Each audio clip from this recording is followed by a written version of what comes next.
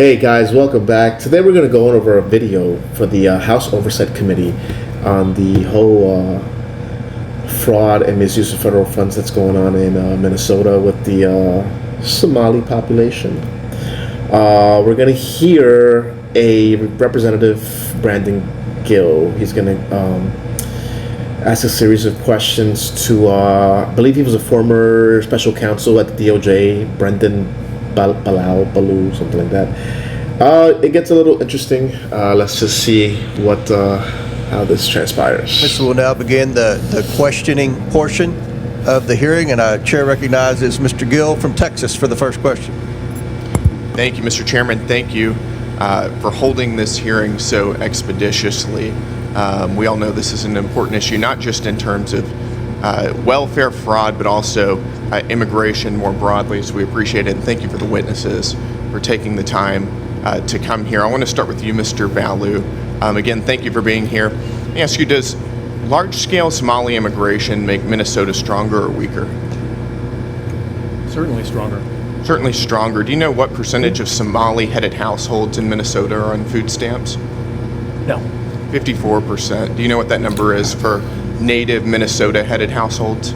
Well, to be clear, a majority of the... It's 7%. There's a big difference between 54%. There's a huge difference between 54 and 7. So in other words, if you live in Minnesota and you are of Somali descent or your family's from Somalia,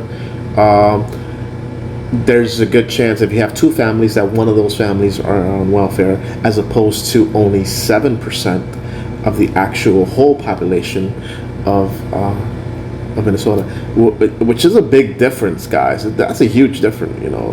Over 50% of families who are Somalians are on welfare. That's huge. That's very big. 7%, is there not? Excuse me, sir. Could I answer the question? Let me move on. We've got a lot of questions here. What percentage of Somali-headed households in Minnesota are on Medicaid? I don't know. It's 73%. Do you know what that number is for Minnesota native 73 households?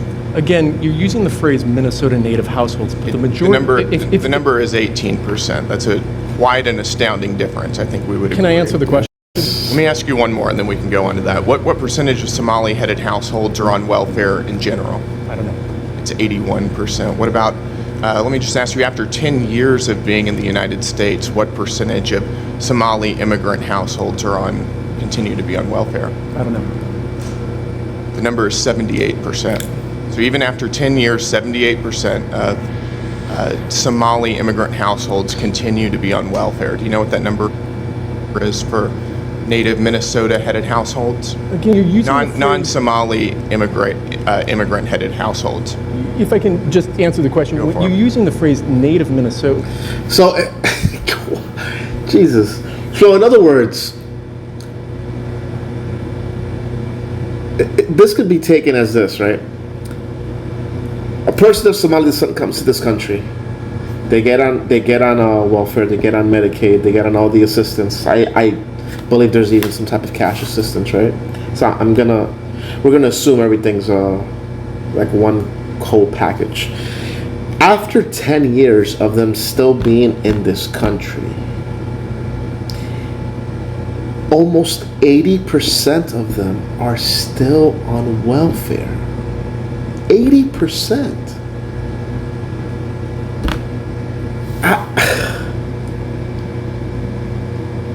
As an American, I don't know where these... Let's see if you can go to another country. Let's see if you can go to Japan or France or Europe or wherever the case may be, and see if we can get, as soon as we land there, let's see if we can get on some type of assistance for over a decade of food assistance, medical assistance, and even cash assistance. 10 years. Like, that's... People fall on short times, and I get it. Hard times. It happens. It happens to everybody. But 10 years? That's a long time. That's an extremely long time to be on public assistance. The majority of Somali Minnesotans are as Minnesotan as any of us. They were born in the United States. It's only 8,000 of the 108,000 Somali citizens. Nevertheless, the welfare usage is astoundingly different. Let me ask you again: does Yeah, the special counsel guy, he's trying to say, oh, it's just a small percentage of Somalis that are actually. It doesn't matter whether it's a small percentage or even a large percent. The point is that a vast majority of the people that come here are on assistance, and close to 80% of them stay on assistance even after 10 years. Whether that number is small, whether you could even say, oh, it's only 1,000, it doesn't matter how many people of Somali descent are here. The point that he's trying to make, the representative from Texas, is that they come and they stay on, it seems like indefinitely. Like there's no check, there's no checks and balances to see what exactly is going on. Why do they have to be on assistance for so long? That's the point he's trying to make. And this guy, this DOJ special counsel, is like, well, it's only a small percentage, guys. It doesn't really matter. Yeah, it does. Of course it does. that make Minnesota stronger or weaker? Again, I'd like the opportunity to answer the question here. So, again, the majority of Somali Minnesotans are born in the United States, as I understand it. Okay, well, what percentage of working age Somalians who have been in the U.S. for 10 years or more, how many of them speak English very well? I don't know. About half. The answer is about half. That seems pretty low, doesn't it? Again, I keep trying It doesn't to sound like something that makes our country stronger to me, and I think most Americans would agree with me on that. I need to move on. Ms. Robbins, when would you say we concretely knew that widespread welfare fraud was occurring in Minnesota? There have been reports since 2009 from the Office of Legislative Auditor. I would say the credible reports on child care fraud started surfacing 2011 to 2013. So for over a decade. Yes, sir. When do you think Governor Walz knew about this fraud? From the very beginning. He was running for governor in 2018 when there were prosecutions going on, when there was an OLA report, active cases in the news all the time. And what was the Walz administration's response? They actually did nothing when they got into office, and Lieutenant Governor Peggy Flanagan had been on the committee in the legislature that had hearings on child care fraud, and when they got into office, they did put $5 million into a little more money, but nothing changed. But nothing. And let me ask you, Mr. Hudson, thank you.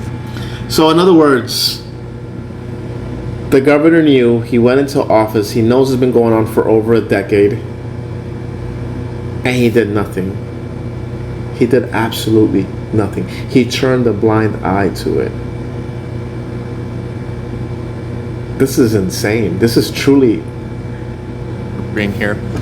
Did those who commit this fraud, do they typically vote for Republicans or Democrats, in your opinion? In my opinion, thank you for qualifying it like that, I would say they most definitely overwhelmingly vote for Democrats. Do they typically donate to Republicans or Democrats? Not to my knowledge. They In your they don't opinion? donate to Republicans, they donate to Democrats, in my opinion, yes. Got it. So then the second question to that is like, why did the governor didn't do anything? It's for votes, guys. They don't do anything because of the votes, for contributions, for money. So in other words, they're getting paid for it. That's pretty much what he's trying to say, right? Votes and contributions. So he turned a blind eye, when it comes down to it, to stay in power and to get money. So he's a thief. There's no other way to put it, right? You have to call a spade a spade. If he knew it was going on and nothing was done to prevent it, I mean, oh my God. So would you say this is the Somali population is an important demographic for Democrats to win over politically? Unquestionably. Got it. And do you think it would have hurt Democrats' political standing with the Somali population to investigate this fraud? Very clearly. Got it. So in other words, you're saying that there was a political incentive to cover up widespread Somali fraud. Is that right? 100%. Got it. Let me ask all 100%. three of you. Did the Walz administration and Democrats intentionally, in your opinion, overlook this fraud while it was happening for political gain? I'll start with you, Ms. Robbins. Absolutely. We have credible whistleblower reports that the Department of Human Services Administration, up to the OIG and the commissioner, met with a group called the Minnesota Minority Child Care Association multiple times, and that they were trying to weaken protections. We wanted, we had several changes we wanted to do, and they opposed all of them. And Mr. Hudson and Ms. Rarick, and then my time is up. Wow, guys, this is.